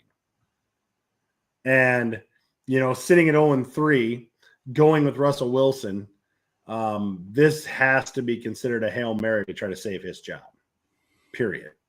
And then with Daniel Jones doing what he's doing in Indianapolis, the smoke signals, the red flags and everything else, the flares are going off big time. Well, if you're talking about Brian Dabo trying to win games to save his job, if that's what you're saying, then I'm sorry. Then you put in Jameis Winston. You don't put the rookie in. You let him sit for another 5 or 6 weeks, and you give the other veterans some games to play. I mean, if you're thinking wins, because Jackson Dart's not going to come in and win a bunch of games. I mean, everybody got spoiled with CJ Stroud as a rookie, and last year with Jaden Daniels. That just doesn't happen. I don't think that's the angle. I think the angle is that if Jackson Dart comes in and shows improvement and at least makes the Giants competitive, that at least gives him an angle. I mean, going into the season, what did everybody talk about? The Giants' defense. The Giants' defense has not been anywhere near a top 10 defense. So now you have that working against you as well. If somehow the defense can keep them in games and Dart can make them competitive, at least Dable has the ability to go to the Giants front office and say, look, we got the defense turned around. They kept us in games. Dart is showing real improvement. You've got to give us an opportunity to do this. I don't even know if that's going to be enough. Yeah, that's what he said last year. That's what he said the year before that. That's what he said the year Yeah, before that. That's the biggest question is, has he already played those cards? Yes, You he know, has. And Big Mike, you're Guarantee right. it. Sometimes it works and sometimes it doesn't. It depends on the place and people. There's no question about that. And Daniel Jones, Baker Mayfield, Sam Darnold is another one that you could absolutely say we're dead in the water. They find the right situation, and all of a sudden, here we are. I mean, Sam Darnold has Seattle looking like, a very solid team to beat in the West. And early on, Daniel Jones has Indianapolis looking like you better pay attention to the Colts. Yes, EJ. And we know Baker Mayfield in Tampa Bay has done it for a couple years now. So, I mean, signs are looking up for some teams, and man, I just know that I would not want to be a Giants fan for sure. Well, let's get KJ. KJ's the AFC South guy. What do you think of this? I mean, I'm definitely happy for him. I was a fan of his even when he was with the Giants, albeit he did face many struggles there that y'all already touched on. I mean, I would definitely argue from a general rivalry / competitive standpoint, it always seems like Indianapolis is our biggest opponent within the division from Houston's point of view. But I mean, they've got their own struggles this year, so that's a whole separate conversation. Houston is struggling up front bad on both sides. Well, no, it's been apparently obvious to every member of the broader fan base. I don't know how our administration and coaching Again, wouldn't you like the option to go in and veto when they tell you, we're not going to take any offensive linemen in this year's draft, KJ? Fan votes, We're yes. gonna I don't know if I could ever envision myself slapping Mr. D'Amico Ryans across the face. That just I would We're rather gonna draft a whole bunch of more wide receivers and not give him enough time to throw the ball. We're going to give him all the weapons in the world, but he's not going to have any time to throw it, so it's not going to matter. right. I mean, that made no sense to me as well. No This is sense. what college has always been more of my intrigue than pro, but we won't go there. Right. I think the thing that I think everyone's generally aware of, but maybe just mentally we don't acknowledge this as often when we look at businesses that are the NFL franchises within the entirety of the league. We're still talking about organic organizations that are full of different type of people, different personalities, different personas. So to your point, Eric, it's, where one player may completely tank in one organization, he may excel completely opposite with another. And sometimes it does. It simply comes down to the connection with the people within that group. So, I mean, he may have just found the right niche setting to be successful overall. Obviously can incorporate anything from just personalities to even obviously the coaching schemes and, play calling and all that sort of stuff too, especially at a dominant position like the quarterback role. But I think, I'm definitely happy for him. I can't say I'm mad by any means. I wanted him to do well and was rooting for him, I guess you could say indirectly, when he was with New York. And it's good to see him doing even better, arguably, with the Colts. So, Yep, I would agree with that.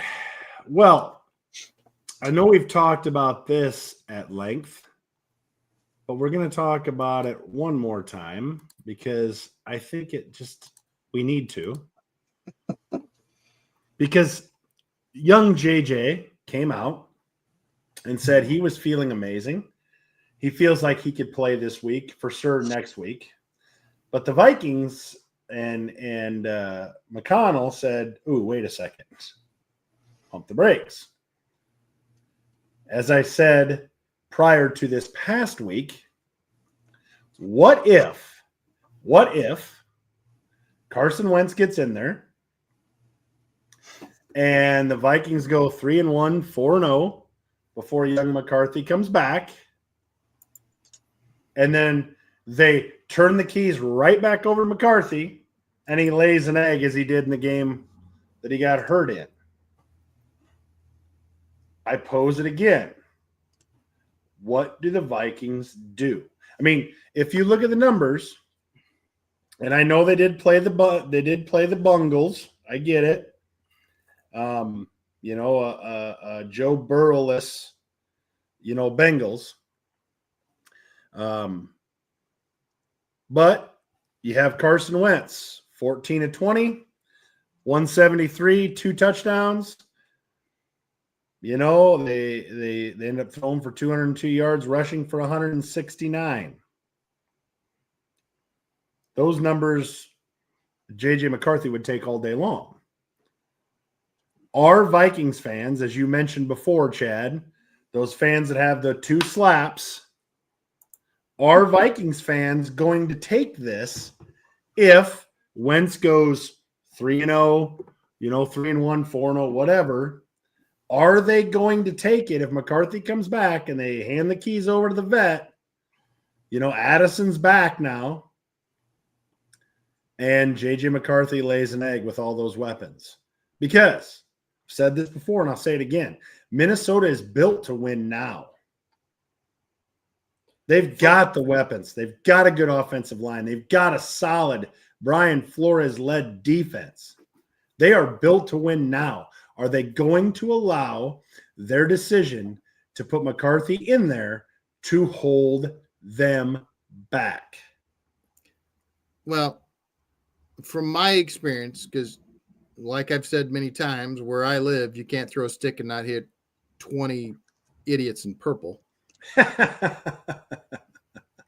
And every single one of them, for the most part, a majority of them are 1,050% behind J.J. McCarthy and think that he is the most amazing player ever and that he is going to surpass Tom Brady. So, like our little friend Eddie.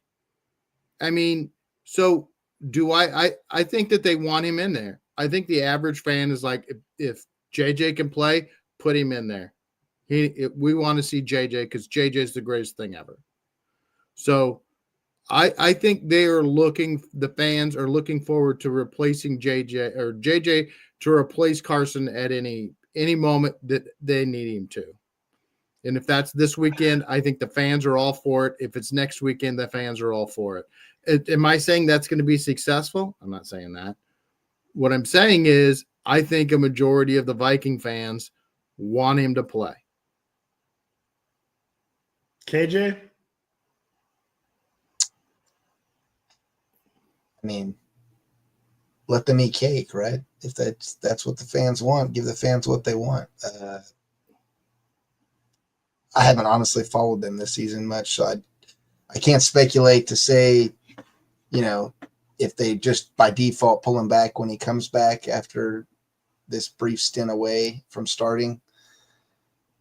I'm not a Wentz fan personally, so I'm going to err on the side of caution there, I guess, which that may sound ironic speaking on a guy like J.J. McCarthy. But I feel like we've seen what we can get out of Wentz from a historical perspective. And while he did have his peaks, I think he's already succumbed to, I don't know. Did he have the likes of Jefferson, Addison, Hawkinson, solid offensive line, a solid defense behind him? Don't forget the greatest offensive mind in football, Kevin O'Connell. Well, I guess we can debate that. But I mean, I don't think his crew with the Eagles, for instance, was chopped liver. Now, granted, that was on his own demise of getting injured, so maybe you can't fault him for that, I guess. Right. But, I mean. Well, they had no Jefferson, and because there aren't too many Jeffersons. So and then throw Addison on the other side. I mean, this and a tight end, arguably one of the better tight ends in the NFL with Hawkinson.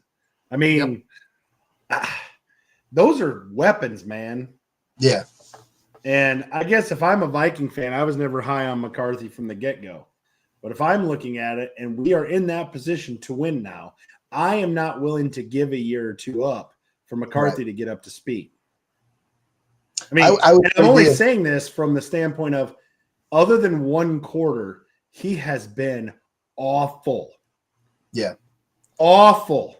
I will say this. I haven't seen much with regards to, and this is probably true for every team, but I guess being the Coug fan that I am and being a Case Keenum follower, that year when he was on the Viking squad, they had just as much, if not more, you could argue, so far this season, comparatively, high QB turnover. You know, they went through the entire depth chart essentially in one season with respect to the QBs they started. They, you know, I think started with Bradford, went to what's his face from Louisville, Bridgewater. Yep. Then down. Then I think Case came in, or they may have had one other that I can't even remember. So it was like 3 or 4 total guys through the course of the season, and you never heard much like, you know, bite back from the general fan base once that guy started playing. And if they were producing, there was no, you know, there was no second guessing or questioning the long-term effectiveness of their play. So, I mean, yeah, if he gets in there and Wentz is able to hold it down and be a good game manager or whatever you want to call it, like, I could see the fan base not having a problem with it and being 100% in his corner. Well, I guess we will see, but I guess I'm hoping for the absolute fall apart with all those weapons and just seeing what the Minnesota fan base does. Now, I will tell you, my father, who is a lifelong Minnesota Viking fan, he is not high on McCarthy at all. He is not one of those you could throw a stick at and he says, McCarthy. Like, he's just not. He is not on board with it at all. But I guess we shall see. The other side of it, real quick, is if you really do think he's the future, then you got to play him. You got to. Yeah, and you can't argue with that. But there's most of the time when you have teams in this situation, the Bears, the Browns, the Panthers, the Texans, the name your team that drafted, you know, a highly sought after quarterback out of college, they are in a rebuild, or their reason they got drafted was because the teams weren't very good. Minnesota's good. Minnesota has weapons. Minnesota has the defense. Minnesota is in a totally different position than a lot of the teams that we're talking about. Then you don't draft him and you sign Bradford and you keep going. Or sign what's his face and you keep playing. You don't draft the rookie quarterback and tell everybody this is the future. And then you tell Darnold to go kick rocks. You re-sign Darnold and you play it out. That's the one thing that really shocked me was, you know, Darnold, what were they, 14-3? And you let him go. Well, we all know those last 2 games were. I get it. I understand it. But here it is. Carson Wentz steps in, you know, and he puts up, what do they put up, a 48 burger? I mean, I don't know. It would be tough. If I was in that situation, it would be tough. Okay, last thing real quick before we get into our NFL picks. I just want to throw this up here just because it makes Chad and I feel good. And just to remind any of the Dallas Cowboy fans that are watching, you got absolutely throttled by the Chicago Bears. Your defense is not very good. Dak Prescott, I don't know how much money you paid him. It was way too much, as I've said for years. $60 million a year. As I said for years, going clear back to the Brock Purdy, Dak Prescott MVP argument. You still have Jerry Jones as your owner. He still feels the need to give press conferences and things like that. So, as I have on the ticker here, Dallas is cooked. They're in trouble. They are going to get, after Green Bay takes the horrible loss against, the what were you thinking loss to the Browns this week. I mean, the Browns have a good defense. There's no question about that. But you take the horrible loss against the Browns. They are going to be coming for blood against Dallas. Dallas is staring 1-3 right in the face, and this one could get ugly, which would mean after all the promise that you had at the start of the year, you lose a close one to Philadelphia. Okay. And had chances to win that game. You pull out whatever that was against the New York Giants, and then you get boat raced by the Bears. You're getting boat raced by Green Bay right in the face. I mean, Dallas is cooked, boys. Am I wrong? Am I just relishing in Dallas's agony? Or I think they're supposed to get a couple of key offensive linemen back also. Dallas, I'm talking about. Yep. I mean, do I think they're cooked? Yes. I think they're cooked for other reasons. The $60 million a year to Dak is the biggest flame of the cooking. No question. It really limits their ability to do other things. In fact, they had to let possibly the best defensive player in the league, they had to trade him away because of that $60 million a year. So, I mean, they should have told Dak then, listen, we'll give you $45 million a year. If you don't like that, then go get something better and we will find something else at quarterback. Because, as I think we said on this show at that time. Yes, we did. So there's another. Yes. And I think most Cowboy fans would have been in the camp of let him walk if he doesn't want the $45 million a year. But I mean, Jones make their mistakes, and that's one of the mistakes. Are the Bears on the rise? One game does not a season make. Did they look good? Yes. The run defense is still terrible. The weapons look better. We still can't really run the ball. We have to have a different solution at running back. Our left tackle is still terrible. Did he have time to throw? Yes, he did, because Dallas traded away their pass rusher. So they had plenty of time to throw the ball, no matter how horrible Braxton Jones is. It just shows what he can do when he has time, when he feels free enough to throw the ball deep, and they had fun. Was it the ugliest flea flicker I have ever seen in my entire life? That moonball flicker was terrible. In Swift's defense, he was getting hit as he threw it back. You could see that clearly. But yes, I agree with you. It was ugly. It wasn't a pretty flea flicker. I mean, it had a couple of moon pebbles on it by the time it got into Caleb's hands. Yeah, but I would agree. Caleb said he underthrew that pass all week in practice, and he clearly did not underthrow it. He hit him right in stride. It was a beautiful ball. He threw a lot of really nice balls. With his fingernails just blinged out, looking fantastic. So yes, it's all good. I mean, are the Bears on the rise? Not that I don't think we can say that. I don't think we can say that at all. It depends on, in KJ, correct me if I'm wrong. It depends on how we're looking at it. I'm not saying the Bears are on the rise, like, hey, watch out, playoff spot on the way. But the one thing that the flea flicker did for me was it told me that Ben Johnson is believing more in the offense as it's being orchestrated by Caleb Williams. He is putting more on Caleb Williams' plate. He obviously is seeing something that puts the trust in him to give Caleb Williams more. I mean, would you agree with that, KJ? I mean, that's obviously what those plays kind of show you, that he's done enough to grasp what Ben Johnson wants to do, and now he's adding more of those things in.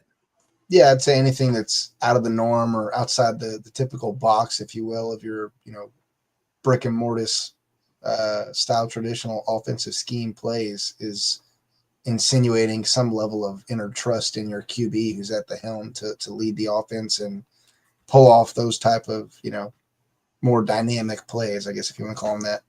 So I would definitely agree with that premise. I think it's the caveat for me, I guess, with, labeling whether or not the Bears are on the rise is only so hard because of the division they're in. To your points, like I think most people with a brain would acknowledge, like, the playoff reach is still a ways out of the way. It's like, but you have to really get into kind of to your point, maybe, and you're looking at, I think, the right way on almost a week-to-week basis, just, okay, where do our positives stack up versus our negatives? What are they doing right? And really kind of granularly evaluating how they're doing week to week, not so much from the standpoints of holistic wins and losses, but as just a team, how is the play style improving in the span of 4 quarters, kind of thing? Because the Bears always do, they draft a quarterback and then they fire his coach after year 1, and now you start all over again as if it's his rookie season with a new offense and da. That's just what the Bears do. Yeah, and if you don't think that Ben Johnson wanted to capitalize on the emotion of his team, knowing they were going to go up against Eberflus in his totally inept defensive coaching, because that's, he proved how inept he is. That defense is terrible, and I totally biasly sling all that around his neck as a piece of garbage that he is. You can't tell we've got a lot going, KJ. And if you think that wasn't motivation for him to try and do the things that they did on Sunday, you're kidding yourself. He wanted these guys to have a chance to go out there and stick it to Eberflus, and 100%. He capitalized on it. He used good psychology. He did all that jazz, and I think it was well done. Absolutely, for sure. Okay, it is pick time.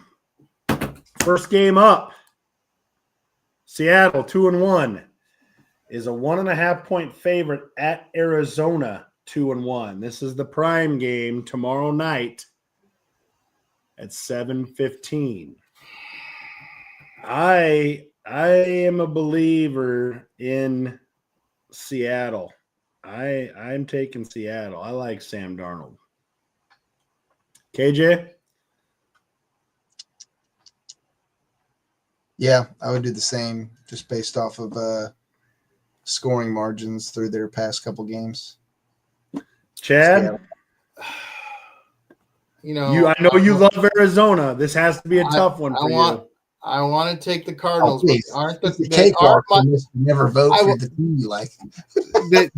they aren't my Cardinals from last year.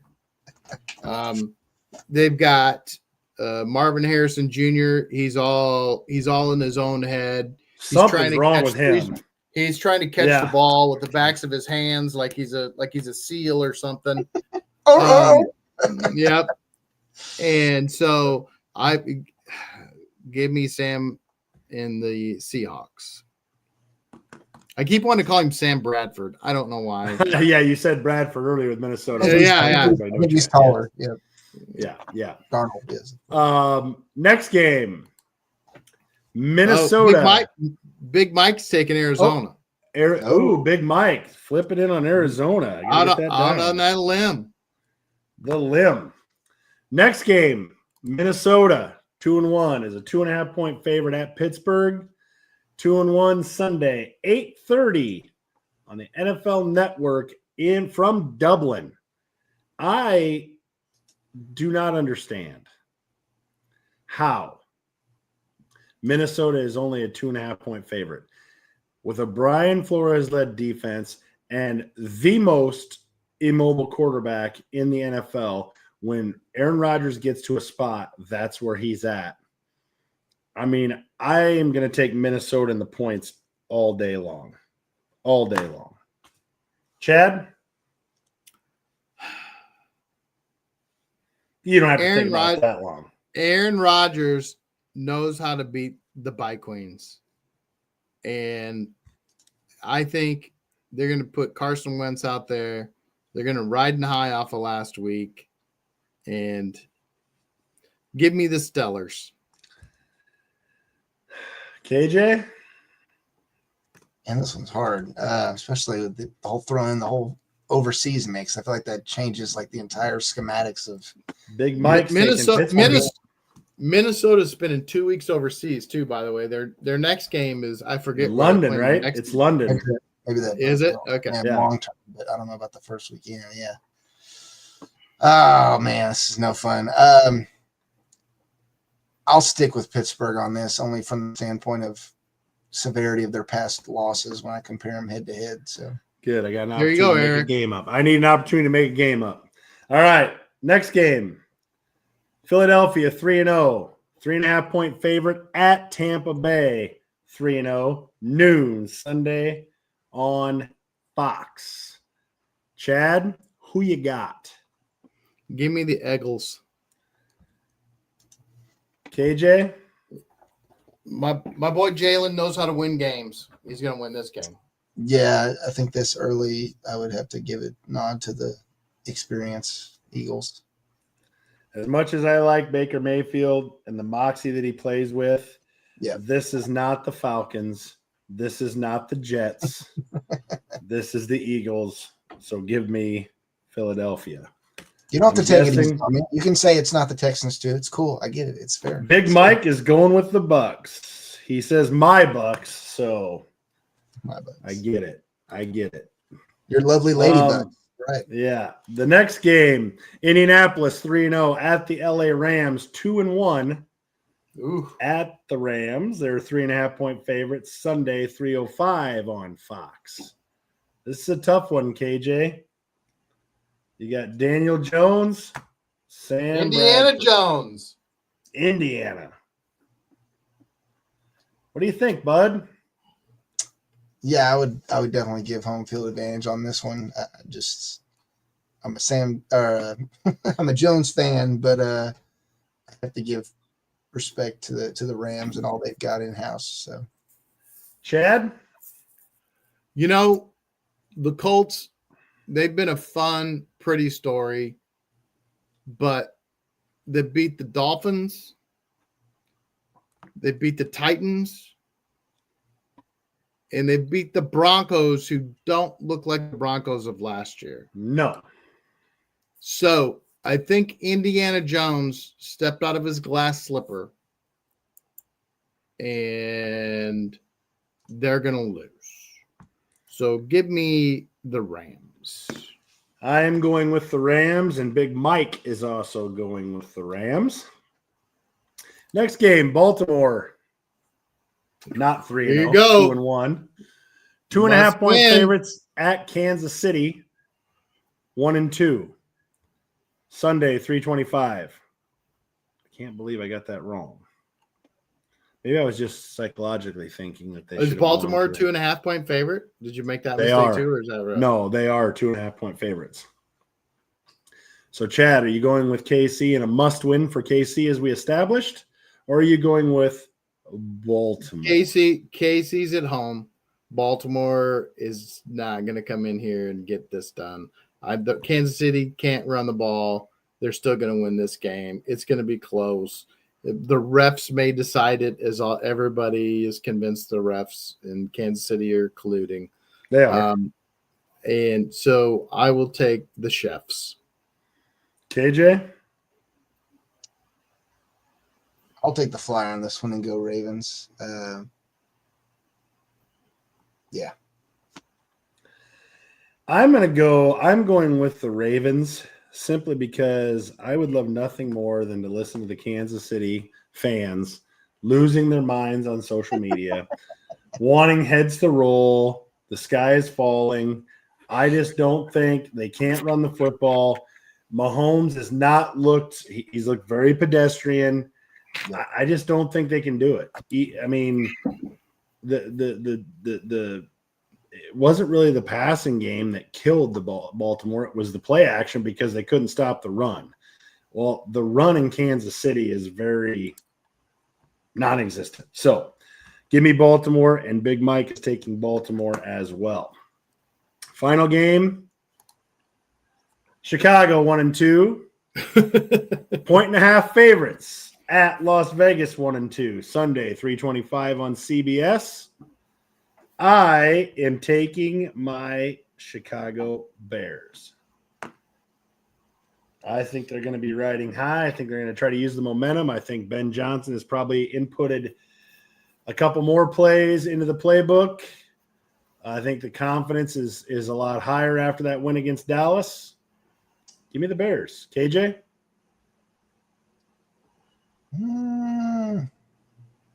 That's tough too.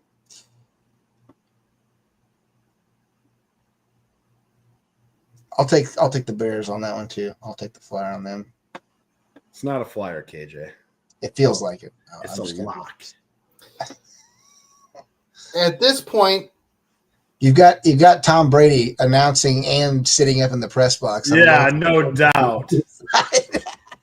Well, it's not on Fox, so he might be in the press. Well, he won't be in the press. What new gate are we going to call this one if they end up pulling it out? Like, what would this be like? Owner gate? I don't. It's ridiculous. well, in the evolution, so the status of Bears is the Kodiak, Polar, Grizzly, Black Bear, Sun Bear, Honey Bear, Panda Bear. We're at Panda Bear status, but we're coming up. Give me the Chicago Panda Bears. Wow. Big Mike is also taking Chicago. It is a clean sweep. I don't know when that's ever happened before, but it happened tonight. Yeah, Ed would not be doing that. Ed would be Ed would have taken Vegas just because. So that completes the picks. We had a lot of sweeps this week, even though there were a lot of close games, at least spread-wise. That doesn't bode well for you guys. If you picked with me, because I'm not doing too good this year, so y'all are going to lose a bunch of games this Well, you might be right. You could be right. So, as it goes, episode 9 is in the books. We're here every Wednesday, 8 p.m. Central Standard Time. Give us a follow on Facebook, YouTube, Twitter. Eventually, we'll be all on YouTube, but we're still getting there. We'll figure it out eventually. Right, guys? Eventually, we'll figure it out. Eventually. But till then, that wraps up another week for The Bottom Line. Hope you enjoyed it. We will see you when I get everything queued up here. Next week. Peace out. Yeah. Peace out. Say a prayer for Ed. Yes, Ed is getting better, and hopefully we'll be back soon. We'll see you next week.